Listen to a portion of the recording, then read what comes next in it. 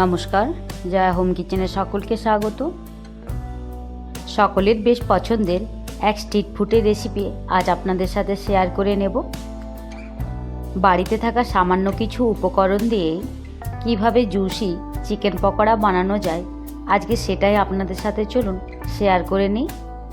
আর এইভাবে যদি চিকেন পকোড়া বানিয়ে নেন, চিকেন পকোড়াগুলো বেশ স্বাদের ও খুবই জুসি হয়। রেসিপিটি সম্পূর্ণ দেখার অনুরোধ রইল ও চ্যানেলটিকে লাইক, শেয়ার, সাবস্ক্রাইব করে চ্যানেলটির পাশে রইবেন। প্রথমে আমি কিছুটা রসুন থেতো করে নেব। আদা রসুনের পেস্ট বানিয়েও ব্যবহার করা যেতে পারে, তবে থেতো করে নিলে এর স্বাদ বেশ ভালো হয়। আমি আদা আর রসুনটাকে থেতো করে নিয়েছি আর কেটে নিয়েছি একটা পাতি লেবু আর কয়েকটা কাঁচা লঙ্কা। আমি নিয়ে নিয়েছি বেশ কিছুটা বোনলেস চিকেনের পিস, আর পিসগুলোকে আমি একটু মিডিয়াম সাইজের কেটে নিয়েছি। দিয়ে দেব স্বাদ মতো নুন, দেব হাফ চামচ হলুদের গুঁড়ো, হাফ চামচ দেব লাল লঙ্কার গুঁড়ো, 1 চামচ দিয়ে দেব ঘরে বানানো ভাজা মশলার গুঁড়ো, 1 চামচ দিয়ে দেব চিকেন মশলা, 1 চামচ দেব গরম মশলা, আর 1 চামচ দিয়ে দেব ধনে আর জিরের গুঁড়ো। দিয়ে দেব কিছুটা কসুরি মেথি, দেব একটা ডিম, দিয়ে দেব থেতো করে রাখা আদা, দেব থেতো করে রাখা রসুন, দেব কেটে রাখা লঙ্কা আর একটা পাতিলেবুর রস।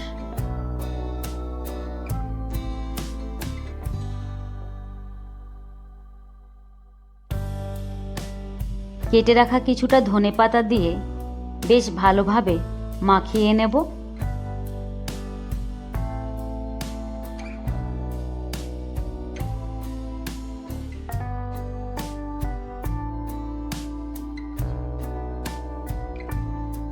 হাতের সাহায্যে বেশ ভালোভাবে মাখিয়ে নিয়েছি।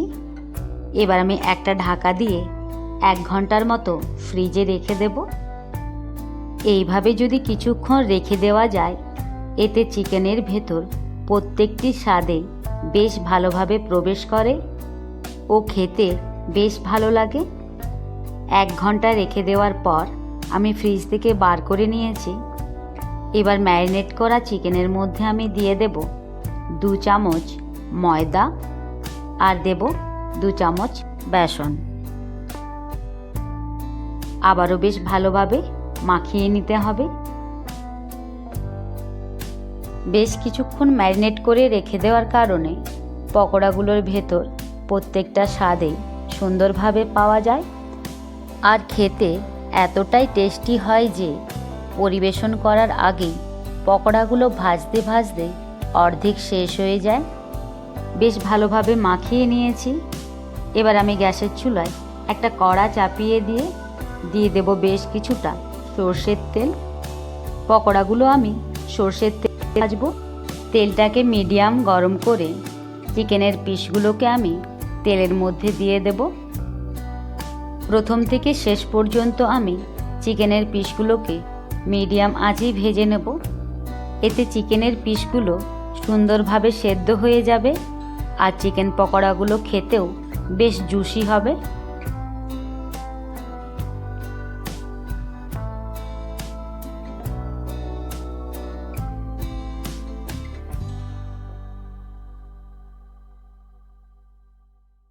পকোড়াগুলো আমি বেশ লাল লাল করে ভেজে নিয়েছি। এবার উঠিয়ে নেব আর একই রকমভাবে আমি বাকি পকোড়াগুলো ভেজে নেব। এখনকার সময়ে দাঁড়িয়ে চিকেন পকোড়া পছন্দ করে না এমন মানুষ পাওয়াই মুশকিল, তবে প্রায়শই বাইরে চিকেন পকোড়া না কিনে খেয়ে যদি বাড়িতেই সামান্য কিছু উপকরণ দিয়ে এইভাবে চিকেন পকোড়া বানিয়ে নেন, তবে পকোড়াগুলো হবে ভীষণ টেস্টি ও সাথে বেশ স্বাস্থ্যকর হবে। যদি আজকের এই পকোড়ার রেসিপিটি আপনাদের ভালো লেগে থাকে তবে অবশ্যই কমেন্ট ও লাইকের মাধ্যমে আপনারা আপনাদের মতামত জানাতে ভুলবেন না। চ্যানেলটিকে সাবস্ক্রাইব করে চ্যানেলটির পাশে অবশ্যই থাকবেন। প্রত্যেকটা পকোড়া ভেজে নেওয়ার পর পকোড়া ভাজার তেলের মধ্যেই দুটো কাঁচা লঙ্কাকে আমি মাঝ বরাবর একটু কেটে নিয়ে ভেজে নেব। এইভাবে ভাজা লঙ্কা পকোড়ার সাথে খেতে বেশ ভালো লাগে। প্রত্যেকটা চিকেন পকোড়াই আমি বেশ ভালোভাবে ভেজে নিয়েছি। এবার পরিবেশন করে নেওয়ার আগে চলুন একটু ডেকোরেশন করে নিই। কেটে নিয়েছি কয়েকটা পেঁয়াজের টুকরো, আছে এক টুকরো পাতিলেবু, আর সঙ্গে রয়েছে ভেজে রাখা লঙ্কা দুটো। উপর থেকে ছড়িয়ে নিলাম সামান্য একটু চাট মশলা, আর ছড়িয়ে নিলাম সামান্য একটু বিট নুন। এবার টমেটো কেচাপের সাথে গরম গরম চিকেন পকোড়া পরিবেশন করে নেব। মিডিয়াম আঁচে ভেজে নিয়েছিলাম, তাই চিকেনের টুকরোগুলো একটুও কাঁচা নেই, সুন্দরভাবে সেদ্ধ হয়ে গেছে। এইভাবে আপনারাও বাড়িতে থাকা সামান্য কিছু উপকরণ দিয়ে চিকেন পকোড়া বাড়িতেই বানিয়ে নিতে পারেন।